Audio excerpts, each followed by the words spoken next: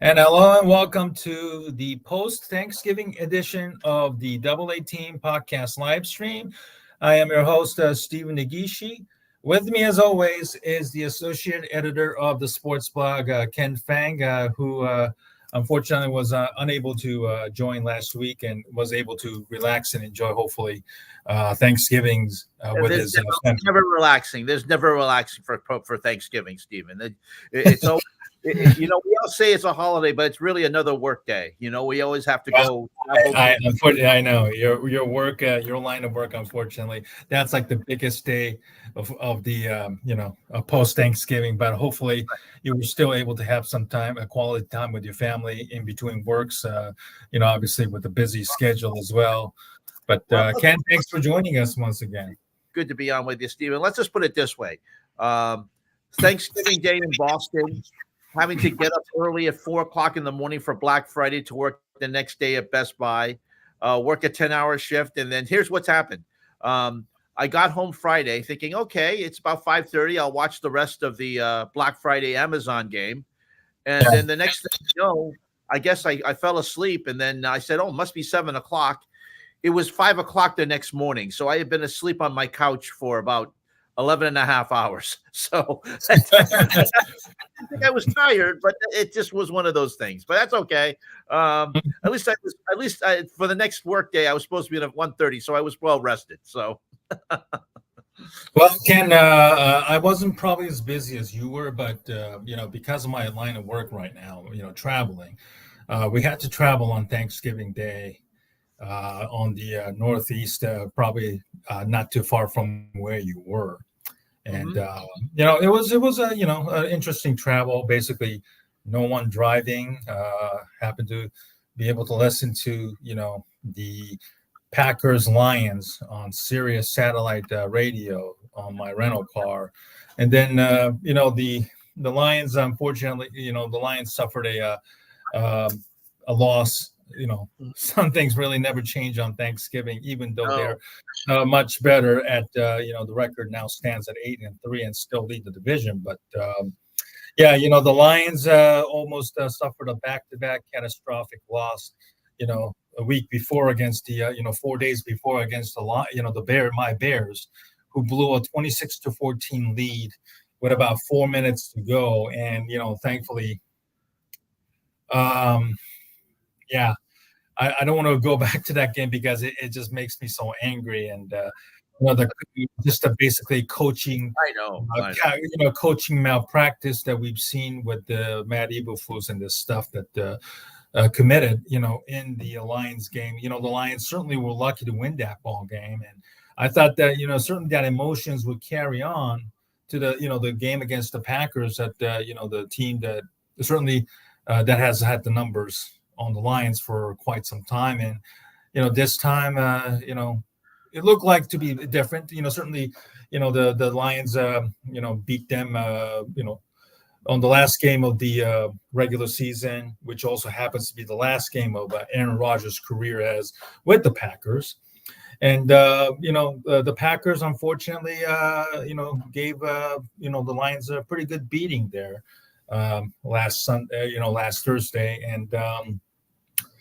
and then we move on to the big one, which certainly garners more interest and attention. The Commanders went to Dallas and took on the Cowboys, and this game was very interesting in more ways than one. Ken, certainly a lot of the storylines were involving whether or not this was Ron Rivera's last game as the head coach of the Washington Commanders. The team is kind of aspiring in a wrong direction, unfortunately, having traded away a couple of players at the NFL trade deadline. And then, they were drummed pretty badly, 45-10, in a very non-competitive game that was pretty much over. DeRon Bland of the Cowboys scoring his fifth INT return for a touchdown, which is an NFL record. Dak Prescott is playing at a pretty high level right now for the Cowboys. And after the game, certainly Washington didn't fire Ron Rivera. Instead, they fired a long embattled ex-NFL coach and their defensive coordinator, Jack Del Rio, as a scapegoat. Certainly, when you're, a couple of players on their defensive line short, and this is the result that you have. You need somebody to kind of cut loose to take a heat off of you. Kind of like a defense mechanism usually starts to play for many coaches and GMs, who are, perceived to be on the hot seat right now. So, yeah, that Washington, it was a stinker, a couple of stinkers for the Thanksgiving Day and Thanksgiving afternoon. As you mentioned, Detroit didn't play very well. Washington didn't play very well either. Dallas pretty much beat them up, but they still led to some very good viewing for the National Football League. 41 million for the Dallas game, which was, I think, the third highest Thanksgiving Day viewing ever. And the Fox game, the early game, Green Bay Detroit got 33 million. So very good high viewing for the afternoon games. And then the third game, which was which was Seattle and San Francisco, got about 25 million for NBC. So good Thanksgiving Day viewing for the National Football League. And of course, we'll also review what happened on Black Friday as well. Same old Jets there, as they just can't seem to get out of their own way. Things that happen on Stephen for the New York Jets. Zach Wilson threw a Hail Mary at the end of halftime, which got picked off. That was a Tim Boyle. Zach Wilson got fined. That's right. That was Boyle and so. That's right. But instead, that was run back for a touchdown. What's interesting, Al Michaels pointed out that he had called the butt fumble, which was the infamous Sanchez fumble on Thanksgiving Day, and then now this one. So he has called two infamous plays for the New York Jets on a Thanksgiving weekend. And I think they were almost about 10 years apart. So that was quite interesting, Stephen, there that happened there. And there's the play. I think this is the interception that led. You can go full screen on this if you want to. Everybody throws it into the end zone to a lot of traffic, and there's a pick on the other side. And coming back from the end zone is Holland, and Holland is out to midfield, and Holland is inside the 40, and Holland is inside the 20. Can you believe this? No, but yes. Insanity. We can. No, I can't believe it, but yes, I can. It's the New York Jets, and things like this happen to the New York Jets. The Jets were trying to get some momentum. I tweeted that picture of Robert Saleh saying that is the exact picture I had on Black Friday of telling people I'm sorry that the TV you want is out of stock. So really, to be honest with you, the Jets are just a hapless organization. We have Aaron Rodgers saying that he hopes to be back with the team before the end of the season. Who knows, Stephen? But right now, this Jets organization is just in disarray and is in total. It's just who knows where they are at this point, and pretty much they're out of playoff contention. And as you can see, as the extra point was made just as the half ended, there's going to be a lot for the Miami Dolphins, especially when they have Hard Knocks, the new edition. I think they looked at this, and Hard Knocks comes out later on tonight on HBO. That's really unbelievable. Things that happen to the New York Jets and seemingly only can happen to the New York Jets. When things go wrong for an organization, they really go wrong. Yeah, it was so typical Jets. It's fitting that you have a team that had a butt fumble 12 years ago or 12 years ago on a Thanksgiving night. Yep. Ended up having another play that is something that would top that play. I'm referring to the butt fumble. So, it's fitting. Certainly, the Jets, have struggled badly, stuck with Zach Wilson for as long as they did, but he just hasn't been that good. And I think they finally ran out of patience, and he was dropped all the way to the third string. So that's all you need to know about Zach Wilson's career and the future. With the Jets, and then we look back on the other game Thursday night following the Cowboys game. The 49ers really looked very good against the Seattle Seahawks. Seahawks have been kind of struggling of late right now, up in Seattle, which it's always been a tough place to play, but the 49ers played to their strength. Their defense was awesome. Their offense really made plays when they needed to. So, once again, it seems like the 49ers have the upper hand in that NFC West. I think it was a great way to, carry the momentum into this upcoming weekend's game against the Philadelphia Eagles in Philadelphia. Another, the rematch of the NFC Championships, back in January. And certainly it would not be a surprise if this turns out to be the preview of NFC Championship again in January of 2024, which is not too far away. So, it will be a very good, segue for them, to be able to finally, carry the momentum, and hopefully they can, up in the, Phillies, the Eagles, who had a very good game against the, the Buffalo Bills. On Sunday, they were, trading, scoring, and, it was a very exciting game. Unfortunately, I didn't catch it until the maybe last 5 minutes of the fourth quarter, and then maybe, caught most of the overtime. But the Phillies, I don't know why I keep saying them Phillies, but the Eagles are, the class of the NFL right now. And what many consider to be somewhat of a mediocre product, as Tom Brady recently alluded to in an interview with Stephen A. And I'll say this: I got to see a lot of that game, Stephen. I got home around 5:30 from work, and Buffalo was really out. They outgained Philadelphia. It was like the third straight game that Philadelphia got outgained. And to be honest with you, Buffalo looked like they were going to win this game. They should have won this game, to be honest with you. They were up twice by 10, outplaying them.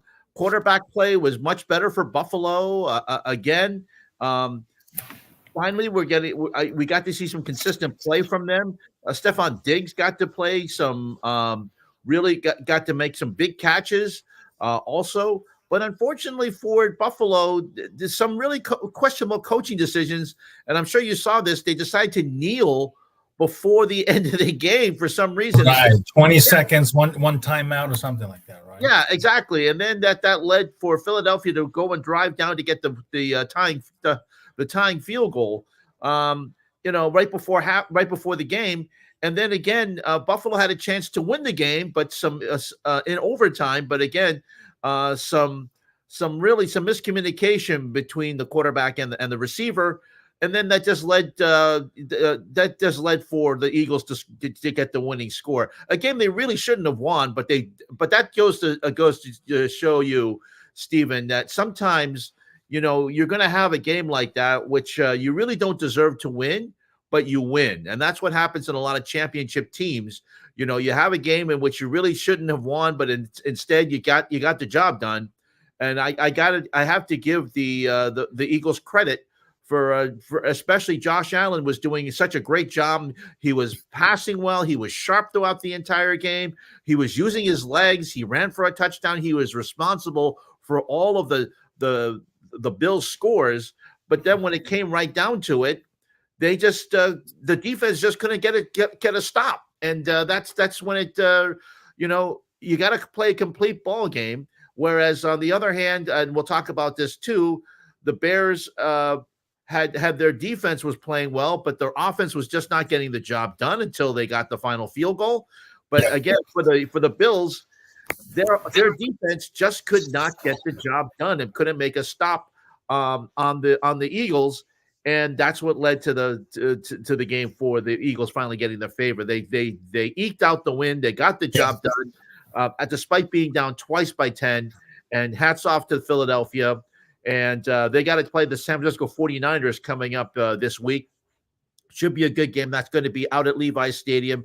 And as you mentioned, San Francisco looks really good. They went on the road on Thanksgiving night to defeat Seattle on a complete win.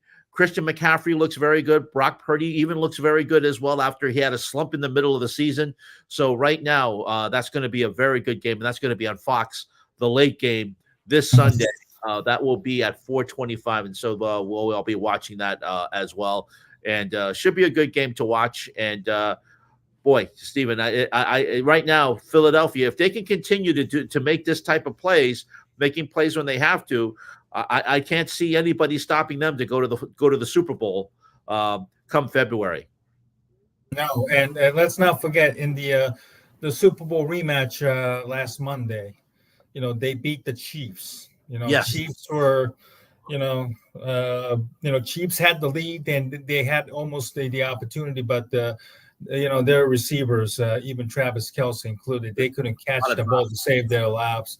Couldn't save their own selves. So, it'll be interesting to see, the Chiefs bounce back after, trailing against the Las Vegas Raiders 14-0 and still won 31-17. But, you have to wonder, does the leash on offensive coordinator Matt Nagy, is it becoming shorter and shorter? It would be interesting to see if the offense Andy Reid decides to pull the reins and decides to call the plays himself or find somebody else. Clearly it's clearly that Eric Bieniemy deserves a lot more credit than he was given when he was with the Chiefs organization, and now he is a OC with Washington, and possibly he might be the guy that commanders decide to promote from internally rather than go through an extensive search to hire another coach when they already have a candidate that within your own building. And certainly if Bieniemy does not get hired by Washington, somebody else would definitely be more than interested in interviewing him this time around, even though there are some questionable off the field stuff that Bieniemy has not been able to answer or maybe shake it off. And but certainly, this time around, maybe Bieniemy is able to land the coveted gig, because it looks to be like there's going to be maybe, according to Adam Schefter, at least 7 coaches who could be out between now and the end of the season. So we'll see what happens there. So, Ken, let's talk about your Browns who suffered a loss. We have to. Well, do you have anything to add on the Browns loss? Yeah, let's talk about it. They went to Denver, a place where they have always had a tough going back to the 1980s. They've never done well in Denver. Of course, Deshaun Watson did not get the start, so they went to the backup, the rookie Dorian Thompson-Robinson. And unfortunately, he had a hit late in the game, and Denver was up, but it was hopeful that Robinson was going to be DTR was going to be able to drive them and get a tying score, but he was hit in the end zone and got knocked out. That forced the Browns to go to PJ Walker, and then the game was pretty much lost from there. Stephen, Denver just again have the Browns number in Denver. They just don't do well, and they lost the game. I believe it was 24-12 the final score. It was just a really hard game to watch. I was keeping track of it, of course, on NFL Red Zone, and to see that hit against DTR, it was deemed roughing the passer. But still, once you knock out a quarterback like that, and then you have to go to PJ Walker, and yes, PJ Walker is a veteran quarterback, but he's also a journeyman. Doesn't have the talent that DTR does, and you could just see the drop off. So now the Browns, maybe they have to go to Joe Flacco. We don't know. We'll have to see if he comes in for the following game. But right now, the Browns, who looked quite good a couple of weeks ago after defeating Baltimore and Pittsburgh, now they have a lot of questions, even though they're still in the playoff hunt, losing to Denver on Sunday. So we'll have to wait and see, and we'll see. And the quarterback situation is very much up in the air.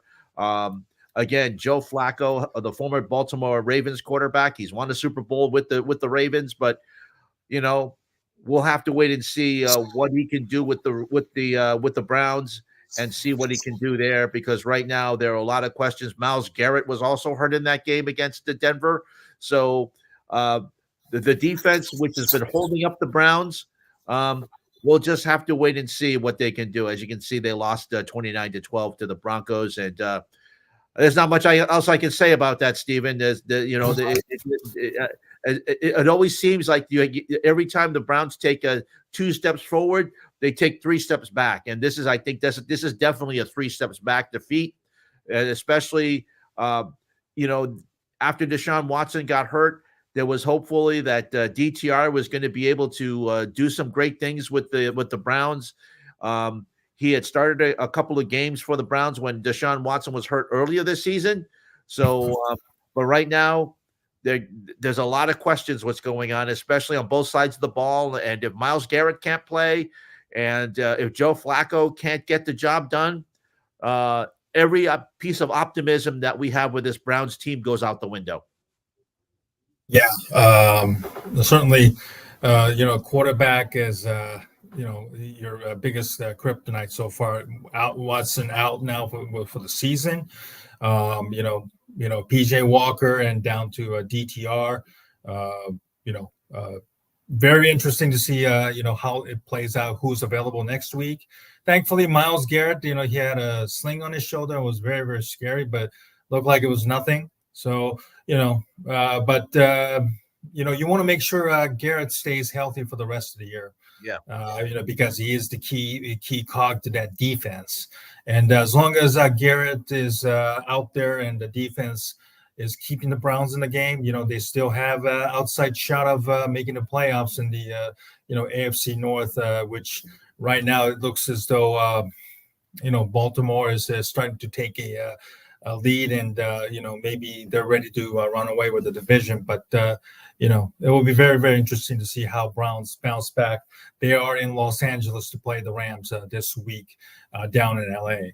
Meanwhile, the my Bears, yesterday barely beat the Minnesota Vikings, 12-10. A win is a win. A win is a win. You got to look.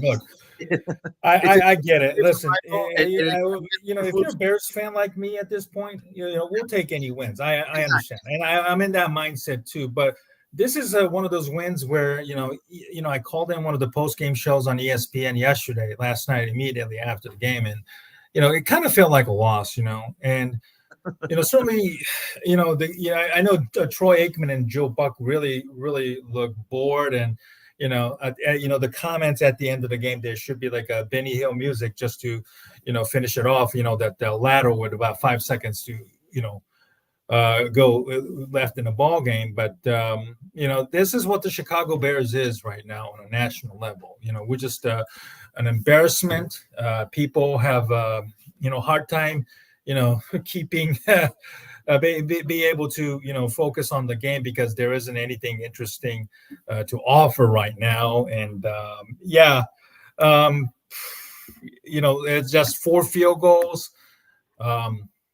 We finally beat a division rival for the first time in 2 years.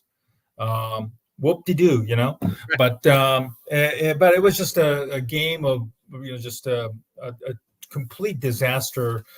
Bunch of screen passes, like 25 screen passes. At some point, Minnesota, they're a great defense led by, Brian Flores. They start to, see that.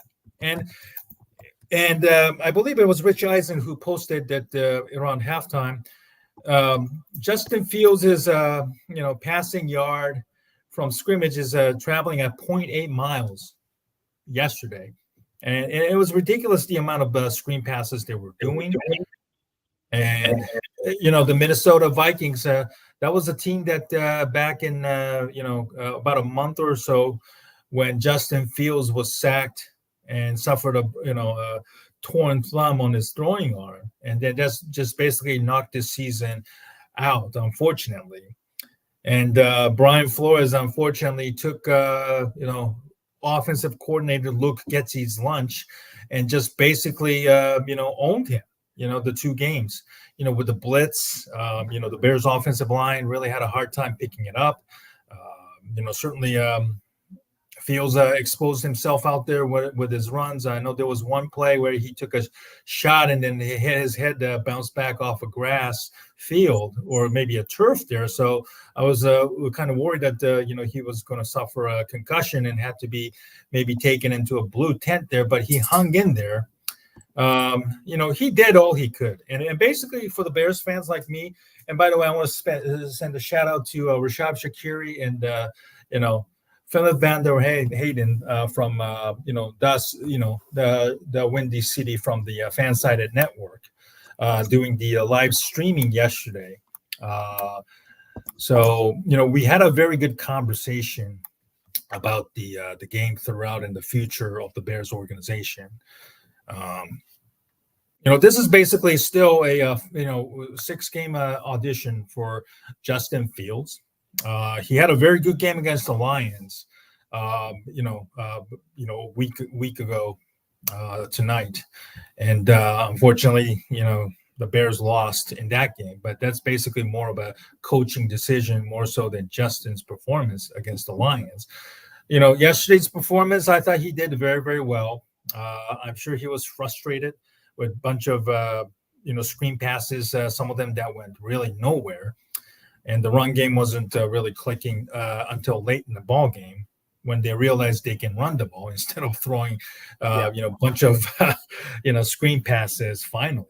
And it wasn't until maybe on that 3rd and 10, that the final pass that he connected with DJ Moore, thankfully that was like a 35-yard pass that got finally connected that, gave the Bears an, chip shot field goal, thankfully, because Cairo Santos missed the first one in the very first drive. So I was worried about the worst to happen, but the conversation certainly that dominated yesterday in the live stream watching the game was basically I don't want this to be some sort of an indictment that by the way, it's Rashad Shakiri and Philip Charles Van der Hayden, who is actually a active U.S. Army serviceman stationed in Iowa, watching with us yesterday.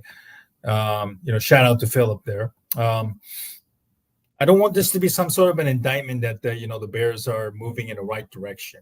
Now, ever since Matt Eberflus took over as the DC, the defense has significantly improved. Now, it also helps that they acquired Montez Sweat from Washington. But the fact is, before the game, GM Ryan Poles had to tell Eberflus that, you should have him play in the most important moments of the ball game, because last week against the Lions, he was basically in and out of the lineup, like a ridiculous snap count, which he played about 60% of the snaps versus Aiden Hutchinson of the Lions, who was at 92%. So think about it. Your GM has to tell, the prize player that they acquired to help that defense, and you're only basically playing him 2/3 of the time. So it's another bad sign and an indictment that a general manager, has to say that to you, and then has to go on air and say, has to say that on the pregame shows, and then having to witness a bunch of screen passes that was being thrown around yesterday by Luke Getsy. And here's a clip here that pretty much indicates. And you can go full screen on that too, Stephen. Or Matt Eberflus. Oh, sorry.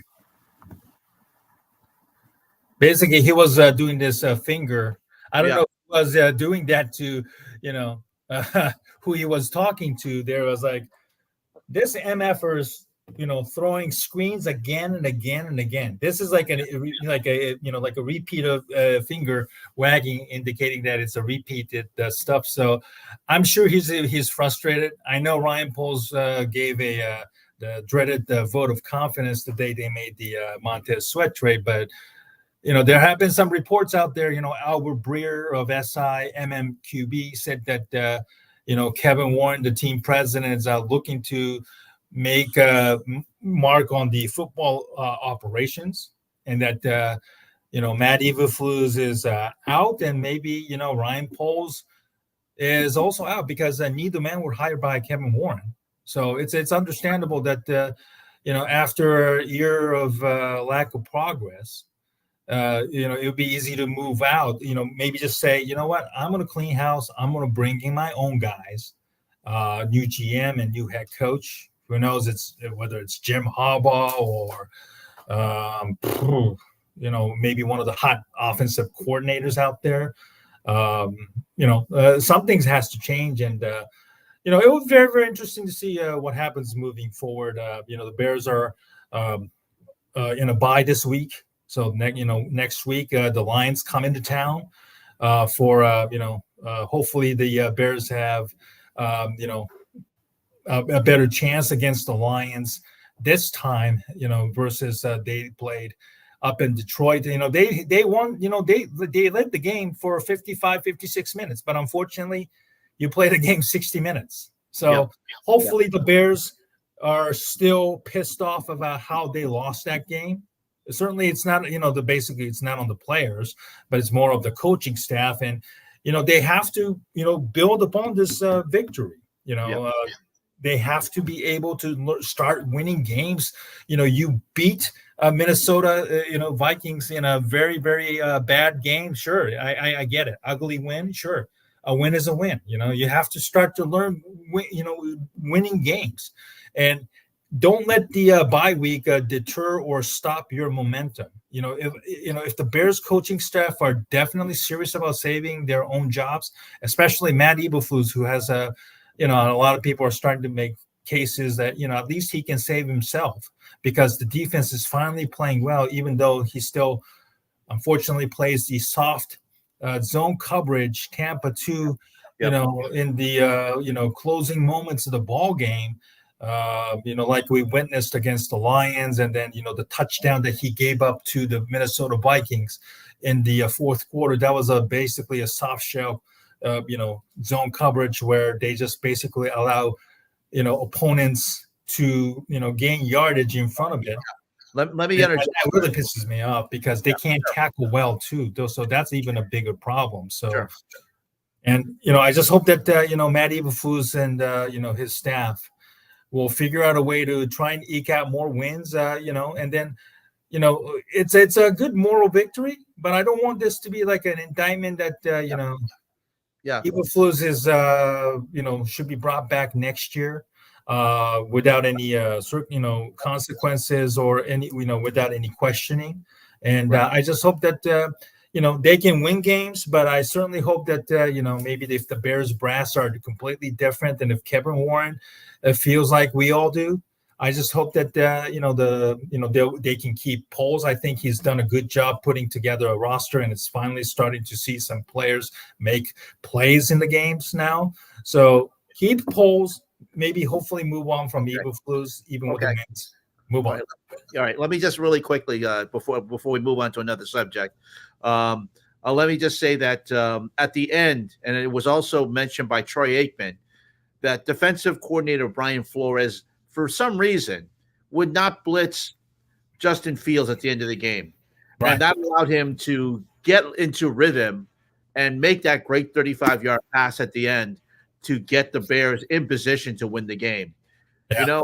You had success in blitzing Fields throughout the game, and then all of a sudden you don't blitz him.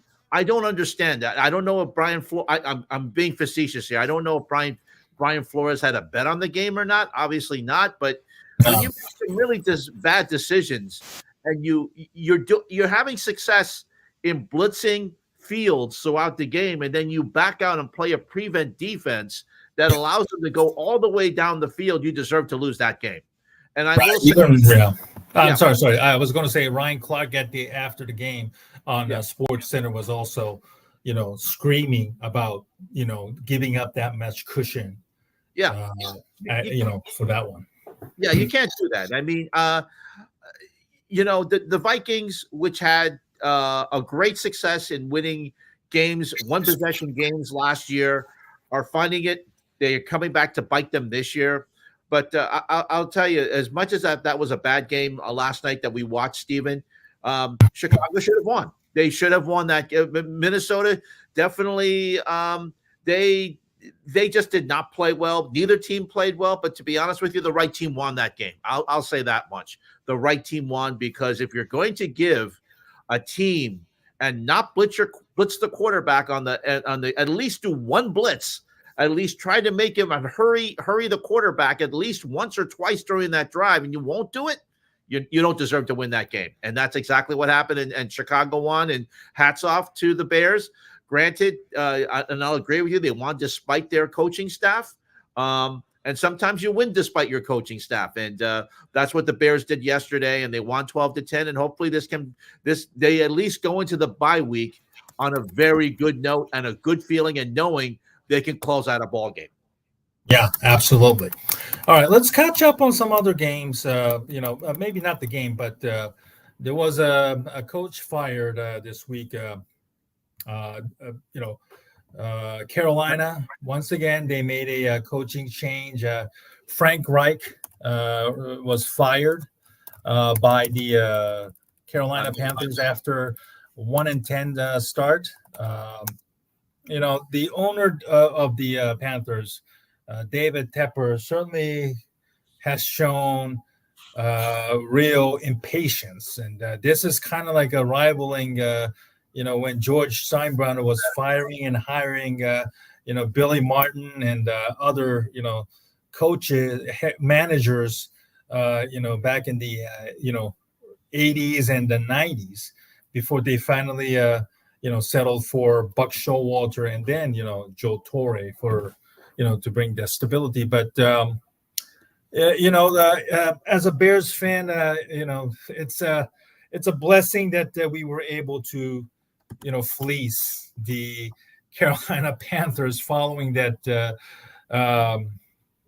trade in the offseason, because, the Bears were able to get DJ Moore, the 9th pick, which turned out to be a 10th pick, because they made a trade with the Carolina to move down one spot to draft right tackle Darnell Wright out of Tennessee, who is even as a rookie, he will make mistakes here and there, but he has been very, very solid for the Bears. They have the number 1 overall pick as we speak right now in the 2024 draft. They might still draft a quarterback, Caleb Williams or Drake May, if they really want to move on from Justin Fields.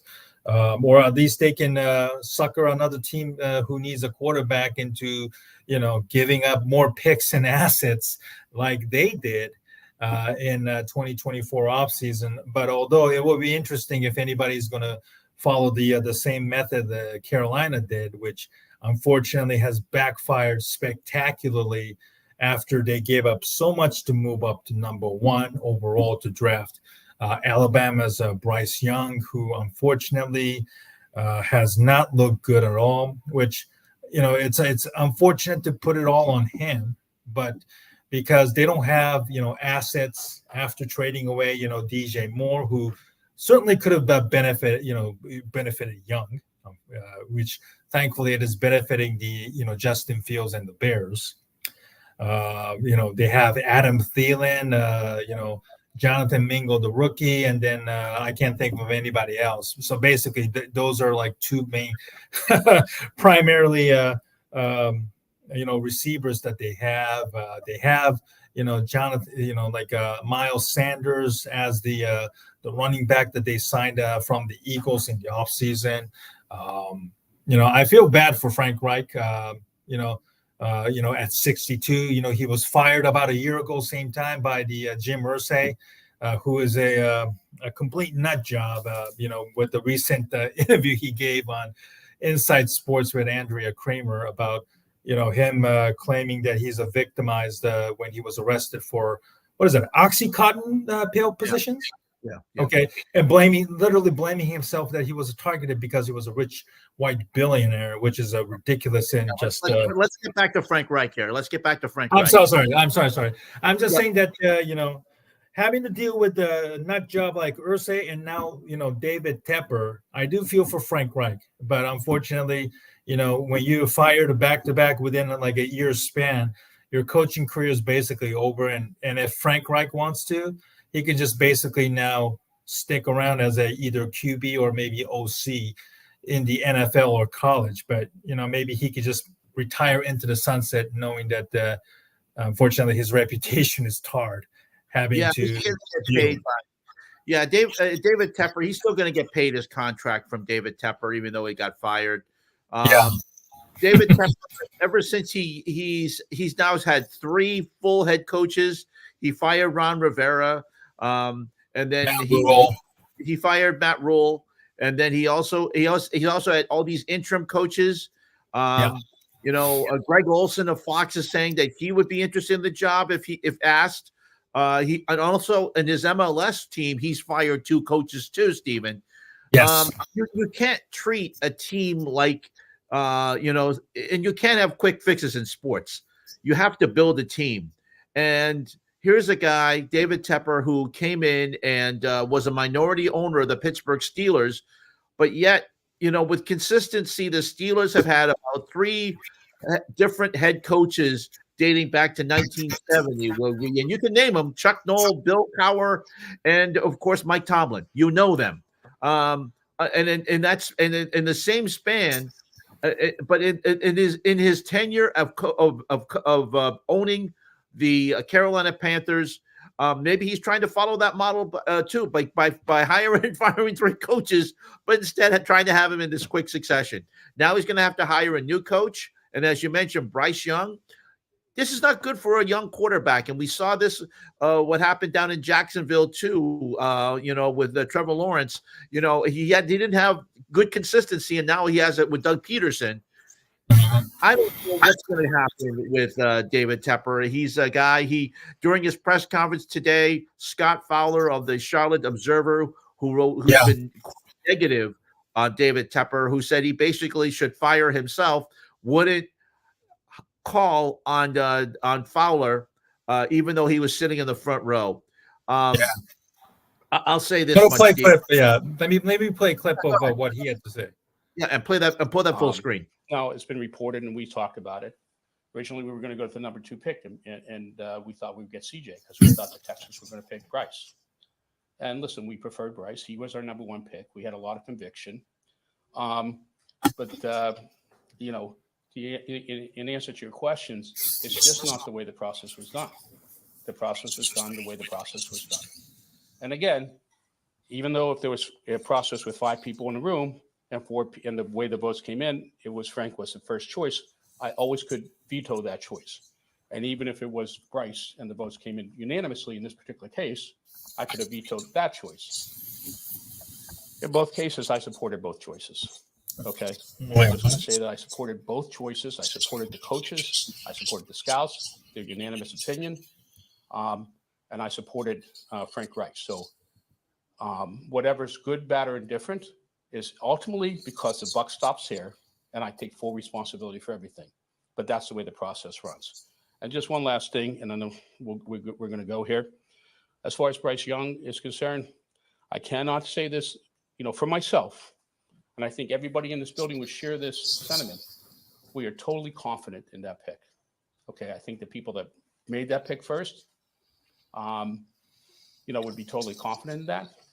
Some of them you could ask. Okay, and I think and for me, I'm totally confident in agreeing with that pick.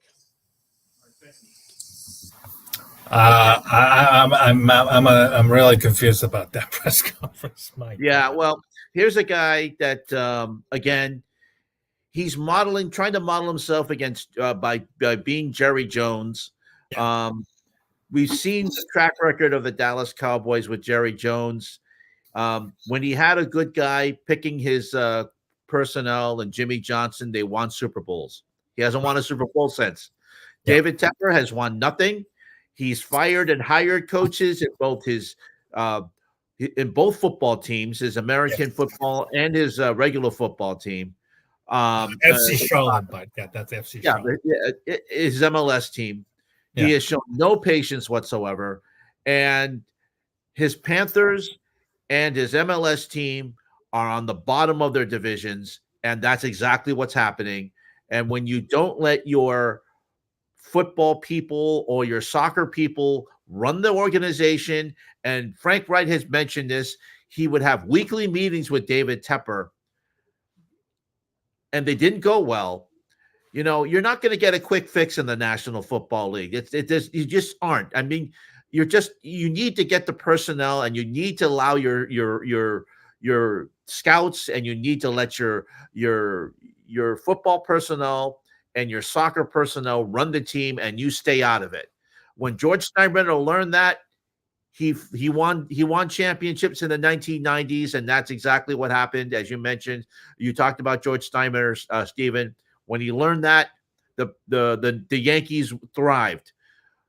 David Tepper's going to have to learn that, but whether he's going to do that, I have no idea. But right now, the Panthers are in shambles, and his Charlotte FC team is in shambles.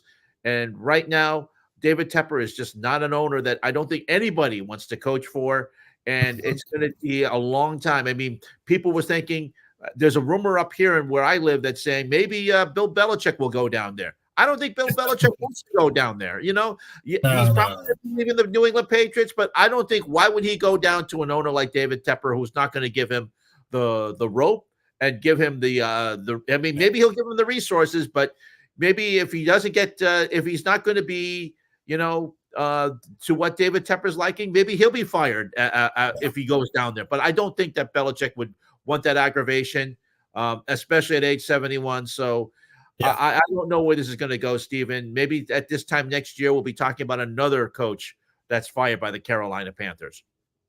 Yeah, at this rate, you're going to have to pay probably twice as much just to convince a coach to take the job. And even if you take the job, again, they don't have the first round pick next year, which is the number one overall pick as we speak right now, belonging to the Chicago Bears. You still don't have a receiver.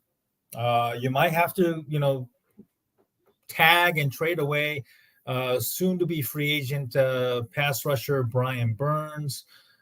You're going to have to probably trade away some of the assets just to get picks in order to help out Bryce Young in the 2024 draft. Now, that would also mean that you're going to have to probably gut or decimate some of the defensive players. Like I said, I mentioned earlier, Brian Burns or even Derek Brown, whoever's available, that they might have to parlay and, picks, free agents. You might have to pay, overpay just to have free agents, listen to you and sign with you. If Bryce Young has shown some any potential, there might be a lot of teams that players looking to sign with the Carolina. But you have ironically CJ Stroud, who has been sensational down in Houston. The second overall pick, doing much better, even with the lesser resources and lesser talent. And they're actually 6-5 right now. So I think, again, it's the ownership and then the front office. Houston has been also a disaster, having just starting to finally move from the Deshaun Watson fiasco. Jerry, the McNair ownership has also been somewhat of a question mark too. Jack Easterby, the preacher, turned football executive. Now he's out of there, thankfully, and things are just finally looking up in Houston there, with the drafting of CJ Stroud and hiring DeMeco Ryans as the head coach. Something needs to be done that way, with Carolina. I think David Tepper really needs to have a moment of truth, has to take a good look at himself in the mirror. You can't apply what he has done as a, in the business world where he has made billions.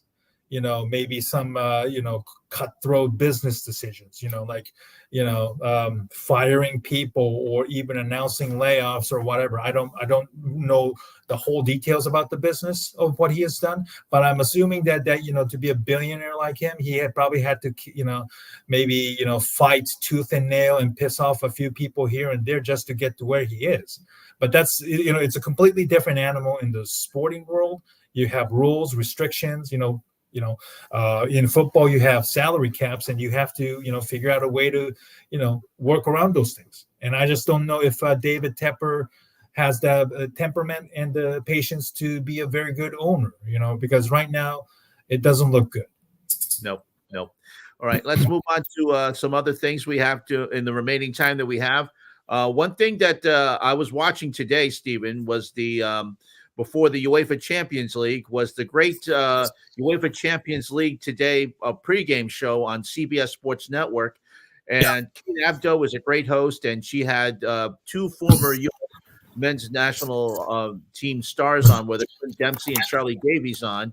And they were talking about the U.S. team with Greg Berhalter. And, they were talking about a few things. And, of course, former U.S. assistant coach Jesse Marsh, who is now living in Europe and doing some work both in Sky Sports and also for CBS Sports, was in Milan today. And they asked him a couple of things. And they I'll say this much. Again, you and I have gone back and forth on Greg Berhalter. They did show in the very first leg of the U.S. Of the CONCACAF Nations League, they dominated Trinidad and Tobago in the first game. But then when they went to the second game, it was a good thing that it's on aggregate, because if they went on the performance, the United States national team would not have advanced. They went to the semifinals based on aggregate, but their effort in Trinidad and Tobago was just really lackluster, really horrible, Stephen. One of the worst games I've seen them play, and this is under Greg Berhalter, who has had a lot of really bad games. They had I forget the player who actually got a double, 2 yellows, kicking a ball. Serginho Dest. Yeah, showing some immaturity. You just don't do that. Kicking a ball into the stands because it was a play that a call he didn't like, but still, you just don't do that. Berhalter has to sit him down in the next game and sit him out, get a message to him. Overall, this team we need to see. It's like the Browns. When I said that whenever they take 2 steps forward, they take 3 steps back. That's exactly what happened in those 2 games against Trinidad and Tobago. They should have easily won both games, but when you and granted, I know the second game was on the road, but still, Stephen, they needed to show a much better effort than that. And luckily, barely, they get over and they get to the second. They will advance to the semifinals. But still, this is just really bad effort by the. There's the play in which. It was really horrible, Stephen. And I have to say that Greg Berhalter I don't think he has good control of this team. I really don't. No, I don't either. You could tell that players like Anthony Jedi Robinson and Captain Tim Ream were really, really pissed. They talked about a lack of professionalism, certainly directed towards Serginho Dest. And I tweeted about this. I had a feeling that maybe something like this had been brewing for quite some time. Serginho is one of those young players, new generation of players who is very, very active on TikTok and social media. He posted on TikTok dances on his accounts and stuff like that. I know that kind of drew some sort of a criticism and maybe a few chuckles here and there, but I have a feeling that this have been brewing for quite some time, and you could see that Matt Turner, the goalkeeper, tell him, had to shove him off and tell him to get the F out of here, because he was still chirping and angry, showing a lack of composure and professionalism. This is a guy who's certainly very, very talented, but he had already failed stints at bigger clubs like FC Barcelona, and then AC Milan, and now he had to return to the Dutch league, where he began his career with the powerhouse Ajax, and now playing at a rival club, PSV Eindhoven. And he does have a very good, solid structure. The former U.S. Soccer general manager Ernie Stewart, who's a Dutch American, he's the GM there. He also has two U.S. men's national team teammates, Ricardo Pepi and new star Malik Tillman, also playing there. So he does have a nice environment. But I don't want him to think that it's some sort of an enablement or entitlement. Unfortunately, maybe that's how he has seen himself there. And I was going to segue into a year later, where U.S. Men's national team is, because we all remember about a year ago in Qatar, they, around Thanksgiving, they settled for a 0-0 tie against, powerhouse England, which, they did defend very, very well, but they showed no offensive prowess, and that's been a major problem. Even against Trinidad and Tobago, the first game in Austin, they had to wait until almost 80 minutes to finally break a goal and then score 3 goals. They scored the first goal in the road game in Trinidad and Tobago down there, and then after this got sent out, they had to play with 10 men, and they were just completely thrown off, and ended up giving up 2 goals. But if U.S. is as talented as it is, and I have to say they are, they should be able to, I should say, overcome these types of mental mistakes. Yes, I understand. Yes, but this is a big problem under Berhalter now. Yeah. And Jesse Marsh was asked about this on the pregame show today and said, would you like to be coach? And Kate Abdo asked him straight out, would you like to be the coach of the U.S. men's team? And this is what he said. Go ahead and play that, and play that full screen, Stephen. Okay. Jesse, I know you were rumored to be interested in this job. It's a massive job, obviously. Charlie Davies on American soil in 2026 in North America. At what point do you say, hey, this isn't working anymore? I know we have the Nations League semifinals and finals in March, but is Copa America going to be the measuring stick? If we do well, if you get out of the group, what do you think we should look forward to in terms of a coach? What should Greg Berhalter, what should be that line to say, hey, keep going with them, we got 2026, or he's not improved the squad enough? Yeah, I mean, listen, that's not for me to say, but I will say this. We've talked a lot about this golden generation, them being so talented. They don't have a signature win yet. Right.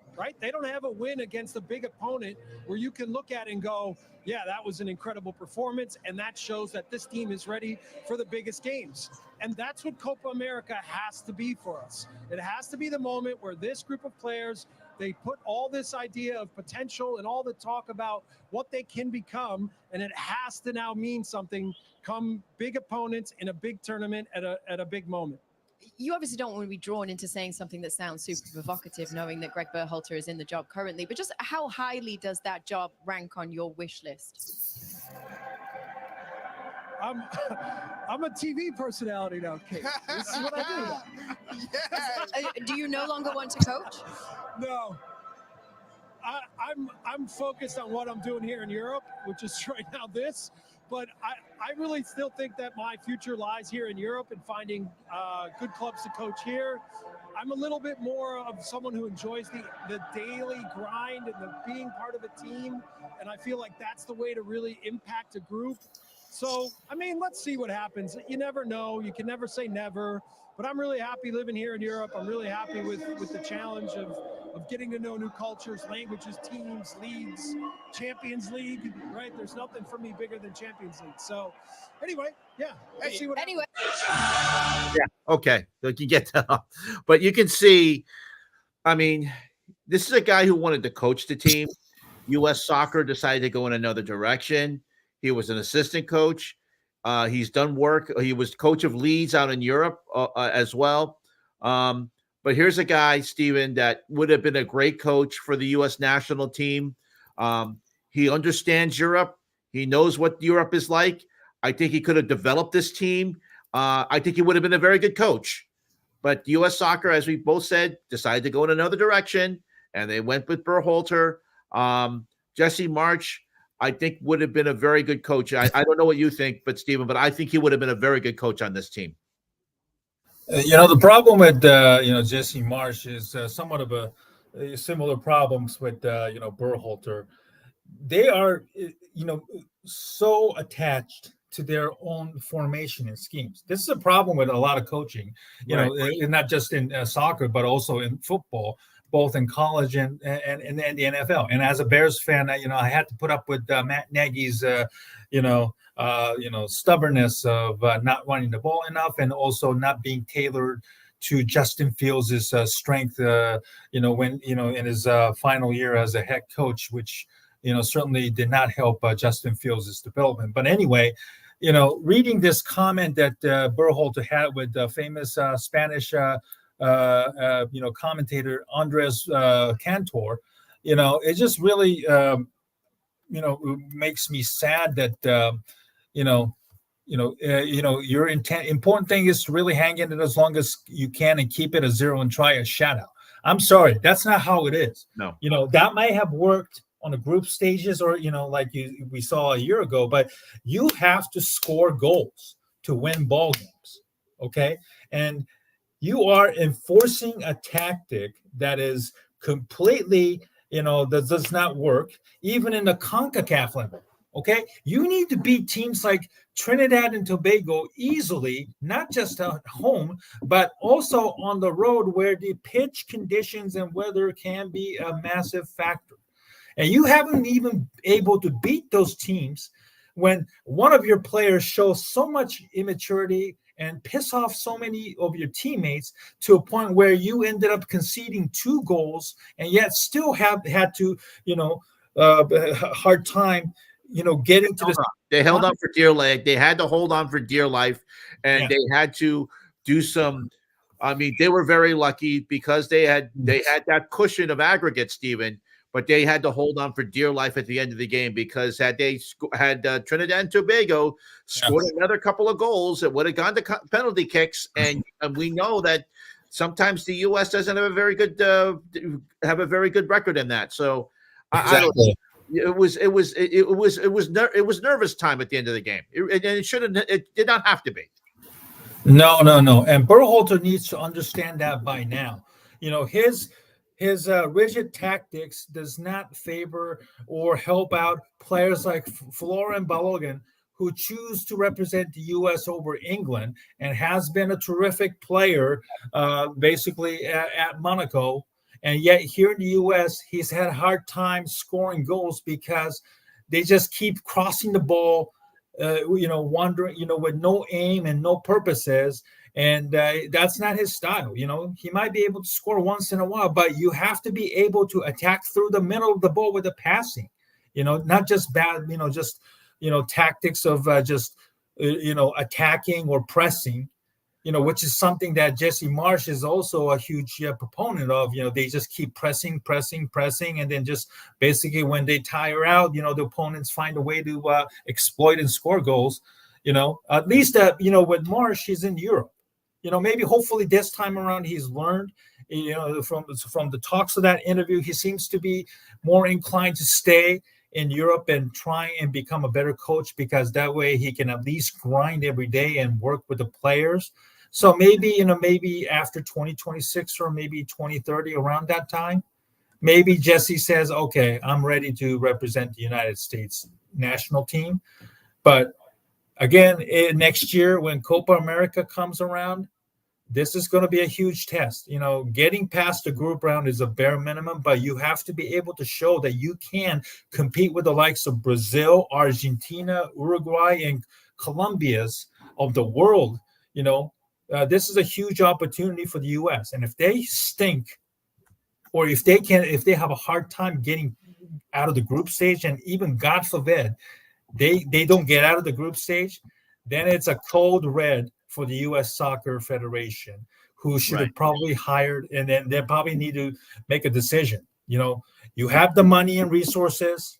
You better figure out a way to get the resources to hire a more competent coach now. If you can hire a Emma Hayes, who is one of the top women's coach to represent your women's national team, you should be able to do the same and have the same goals and same demands for the national team. You're going to be representing the national team in 2026. You put up a stinker like that, it will have a massive negative impact on the sport of soccer in this country. Absolutely, 100%. Well, let's move on to our last subject of the night, Stephen. And it happened right before we went on the air. Mark Cuban sells his majority stake in the Dallas Mavericks. Now, you may know that last night, on Monday night, he announced that he will no longer be on Shark Tank, which is a show which he has been on for 16 seasons. And now he's going to sell a majority stake in the Dallas Mavericks. He's still going to be having shares in the team and going to be having full control of basketball operations. But the interesting thing here, Steve, and of course, Shams Charania broke this story on X or Twitter, whatever you want to call it. He is saying that he is selling a majority stake to Miriam Adelson, whose family is very well known in Las Vegas. And in fact, her husband, Sheldon, owns the Las Vegas Review Journal. And it's an interesting move, Stephen. I don't know what to make of it. It's very interesting. I don't know why he decided to sell to Miriam Adelson, but here's a guy that is a tycoon of himself. He also had broadcast.com back in the 1990s, sold that to Yahoo, became a billionaire, was on Shark Tank for 16 seasons, and now he is going to leave Shark Tank, and I guess he just wants to run the Dallas Mavericks. Of course, he won an NBA championship in his time there as the majority owner, but it's going to be interesting to see what's going to be happening under Miriam Adelson. Yeah, Adelson, is married to his husband, Sheldon Adelson, owns the, Sands properties, right? Yep, and the Las Vegas Review Journal, in the newspaper there too.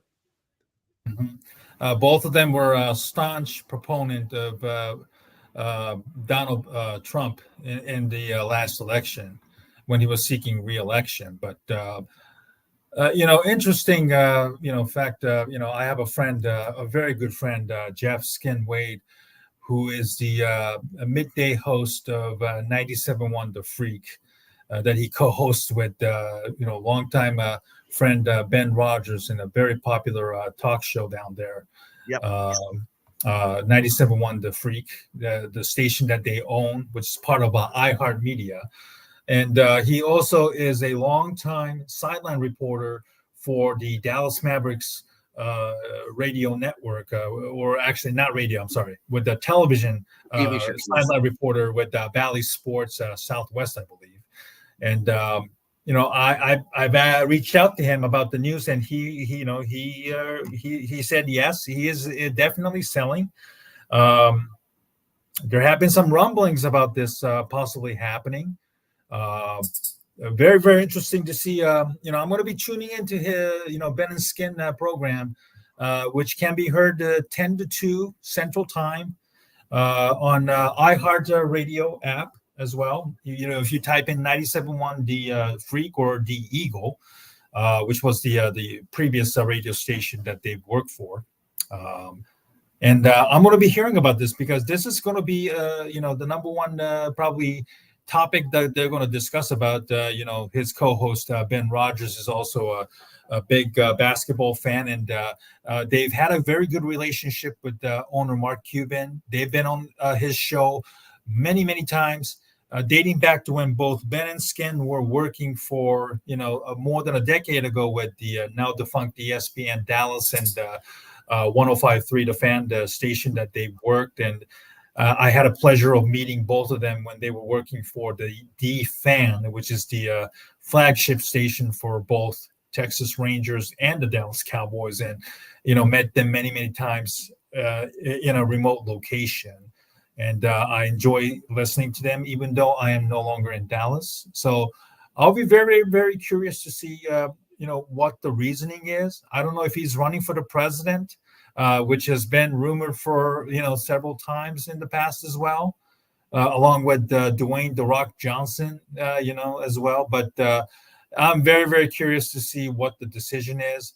Even he sold the team, he can still is the act as a the chairman and basically the team president and also the GM as well. So I don't know, this very interesting proposal.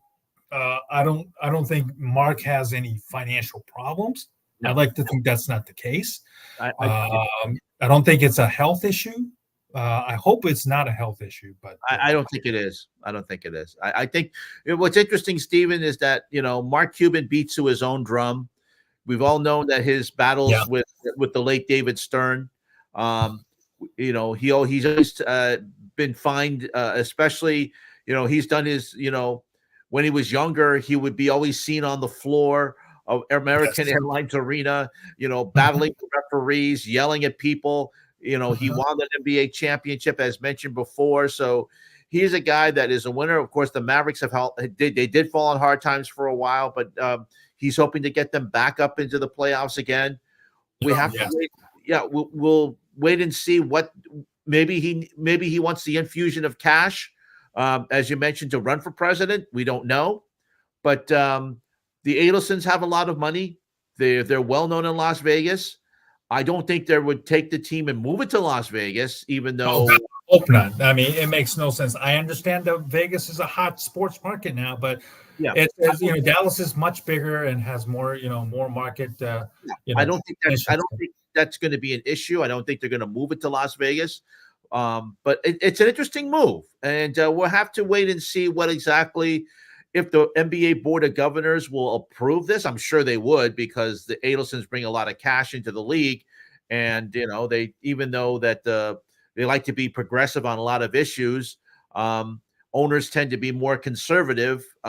Even though some owners won't say they're political, won't talk about their politics. The Adelsons are known for what they stand for. So we'll have to wait and see how this will gel in the NBA community, and if this will be even approved by the Board of Governors. I'm sure it will. This is just a rubber stamp. I think it's going to be going through. So we'll just have to wait and see. We'll have to wait and see what happens on this, Stephen. And it's fluid. It happened just before we signed on, and I'm sure we'll be hearing a lot more as we go on into the coming weeks and up until the vote by the NBA Board of Governors to approve whether to approve or reject this move by Mark Cuban to sell to Miriam Adelson, who own a lot of property and known very well in the Las Vegas community. And maybe down the line we'll get someone from Las Vegas who knows them and talk about this, because Stephen, it's a very interesting move. Yeah, it's a shocker. I pray that it's nothing serious. My friend Jeff Skinway will still be able to, work with the Dallas Mavericks, television network. It's his life work, and he, even after the treatment of cancer, which he beat and everything, it's he is lively and excited more than ever, talking about the Mavericks on television and on radio as well. So, hopefully I'll get more information and, maybe have Skin, maybe give some insights, even if he's unable to make it on air, because of a scheduling conflict. Hopefully he can give me something that I'm able to share on our future broadcast as well. Absolutely. So let's sign off for now. We've talked about a lot of things, Stephen. It's good to catch up, and we will be on again next Tuesday, as we always are, live here on X/Twitter, and of course on YouTube. For Stephen Negishi, I'm Ken Fang. Thanks for joining us tonight. Again, don't forget to follow Stephen on his social media account, especially on X/Twitter at Asian Sports Fan 1. And I'm at Fang's Bites on not only on Twitter, on Instagram, and Threads. I'm on there as well. Thanks for joining us tonight on this Tuesday, and we will see you again next week. Have a good night, everyone. Good night, everybody.